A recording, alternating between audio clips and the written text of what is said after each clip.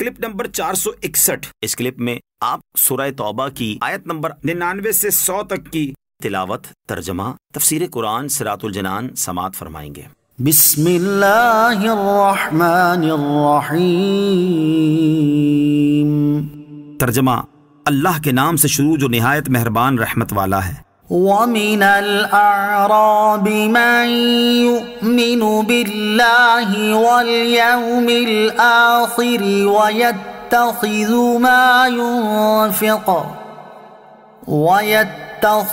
مَا يُنْفِقُ قُرُبَاتٍ عِندَ اللَّهِ وَصَلَوَاتِ الرَّسُولِ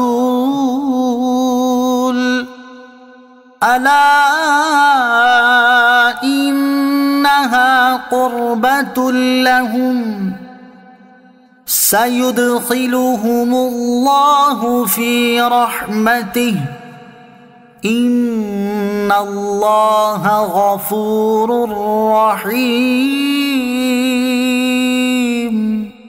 ترجمہ، اور کچھ گاؤں والے وہ ہیں جو اللہ اور قیامت پر ایمان رکھتے ہیں اور جو خرچ کرتے ہیں اسے اللہ کے ہاں نزدیکیوں اور رسول کی دعاؤں کا ذریعہ سمجھتے ہیں۔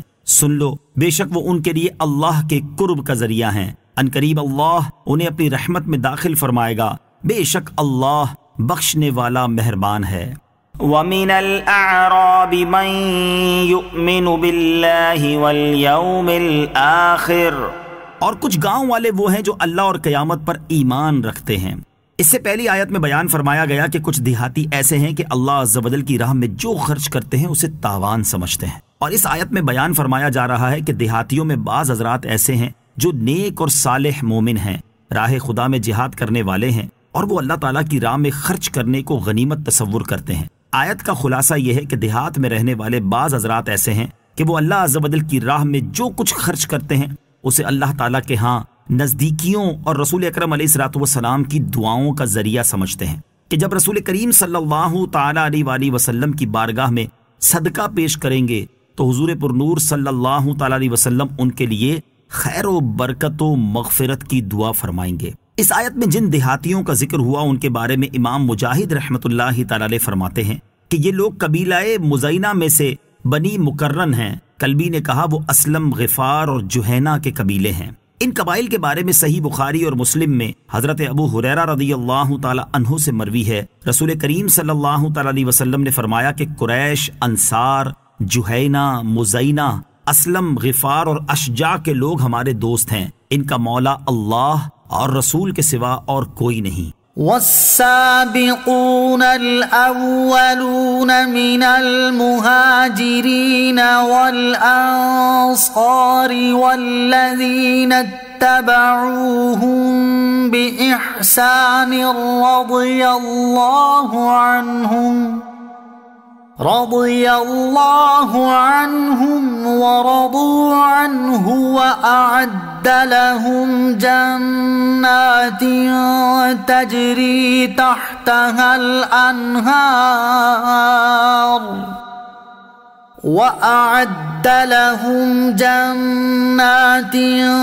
تجري تحتها الأنهار خالدين فيها أبدا ذلك الفوز العظيم۔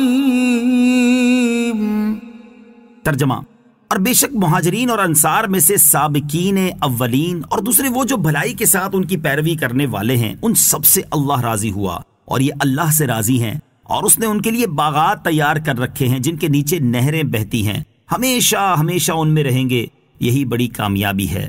والسابقون، اور سبقت لے جانے۔ اس آیت کی ابتدا میں صحابہ کرام رضی اللہ تعالیٰ عنہم کے دو گروہوں کا ذکر ہوا۔ نمبر 1، سابقین مہاجرین، یعنی ایمان قبول کرنے میں دوسروں پر سبقت لے جانے والے مہاجرین۔ ان کے بارے میں بعض مفسرین کا قول یہ ہے کہ ان سے مراد وہ لوگ ہیں جنہوں نے دونوں قبلوں کی طرف نمازیں پڑھیں۔ ایک قول یہ ہے کہ ان سے اہل بدر مراد ہیں، اور ایک قول یہ ہے کہ ان سے اہل بیت رضوان مراد ہیں۔ سابقین انصار یعنی ایمان قبول کرنے میں دوسروں پر سبقت لے جانے والے انصار، ان سے مراد وہ صحابہ کرام رضی اللہ تعالیٰ عنہم ہیں کہ جو بیعت عقبہ اولیٰ میں شریک تھے، جن کی تعداد 6 تھی۔ یوں ہی بیعت عقبہ ثانیہ میں شریک 12 صحابہ کرام اور بیعت عقبہ ثالثہ میں شریک 70 صحابہ کرام رضی اللہ تعالی عنہم بھی سابقین انصار کہلاتے ہیں۔ اور پھر سابقین کے گروہ میں بھی جو ایمان قبول کرنے میں سب سے سابق ہے وہ یہ حضرات ہیں جنہوں نے سب سے پہلے اسلام قبول کیا، یعنی مردوں میں سب سے پہلے حضرت ابوبکر صدیق رضی اللہ تعالی عنہ نے، عورتوں میں سب سے پہلے ام المومنین حضرت خدیجہ الکبریٰ رضی اللہ تعالی عنہا نے، بچوں میں سب سے پہلے حضرت علی المرتضیٰ کرم اللہ تعالی وجہ الکریم نے، اور غلاموں میں سب سے پہلے حضرت زید بن حارثہ رضی اللہ تعالی عنہ نے ایمان قبول کیا۔ والذین اتبعوہم بإحسان، اور جو بھلائی کے ساتھ ان کی پیروی کرنے والے ہیں۔ بعض مفسرین نے فرمایا کہ ان سے باقی مہاجرین و انصار مراد ہیں۔ اس قول کے مطابق تمام صحابہ کرام رضی اللہ تعالی عنہم اس آیت میں داخل ہو گئے، اور ایک قول یہ ہے کہ پیروی کرنے والوں سے قیامت تک کے وہ ایماندار مراد ہیں جو ایمان، طاعت اور نیکی میں انصار و مہاجرین رضی اللہ تعالی عنہم کے راستے پر چلیں۔ ان سب سے اللہ عز و جل راضی ہوا کہ اسے ان کے نیک عمل قبول ہیں، اور یہ اللہ عز و جل سے راضی ہیں کہ اس کے ثواب و عطا سے خوش ہیں، اور اس نے ان کے لیے باغات تیار کر رکھے ہیں جن کے نیچے نہریں بہتی ہیں، اور یہ حضرات ہمیشہ ہمیشہ ان میں رہیں گے، اور یہی بڑی کامیابی ہے۔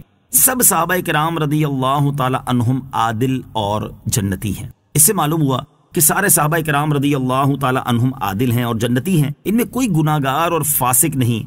لہٰذا جو بدبخت کسی تاریخی واقعہ یا روایت کی وجہ سے صحابہ کرام رضی اللہ تعالیٰ عنہم میں سے کسی کو فاسق ثابت کرے، وہ مردود ہے، کہ اس آیت کے خلاف ہے، اور ایسے شخص کو چاہیے کہ وہ حدیث پاک کو غور سے سنے اور عبرت حاصل کرنے کی کوشش کرے۔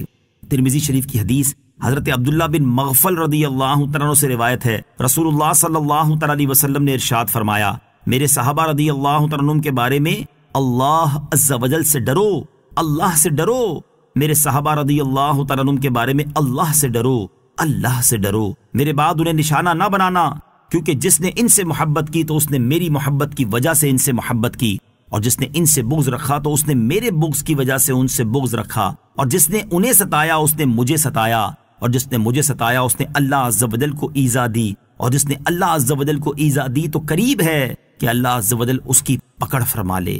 صلو علی الحبیب صلی اللہ تعالی علی محمد صلی اللہ تعالی وسلم۔ مجھے اپنی اور ساری دنیا کی لوگوں کی اصلاح کی کوشش کرنی ہے انشاءاللہ عز و جل۔